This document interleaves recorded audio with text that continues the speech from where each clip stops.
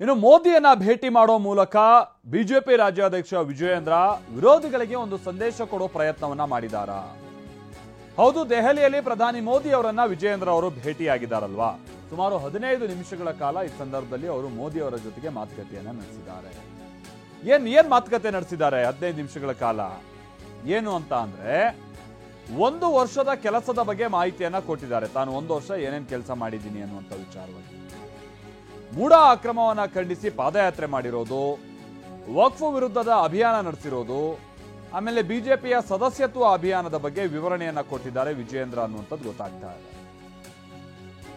ಅದರ ಜೊತೆಗೇನೆ ಉಪಚುನಾವಣೆ ಸೋಲಿನ ಬಗ್ಗೆ ಮೂರು ಸೋತಂತ ವಿಚಾರವಾಗಿ, ಅಂದ್ರೆ NDA ಅಭ್ಯರ್ಥಿಗಳು ಸೋತಂತ ವಿಚಾರವಾಗಿ ಪ್ರಧಾನಿ ಮೋದಿ ಪ್ರಶ್ನೆ ಮಾಡ್ತಾರೆ.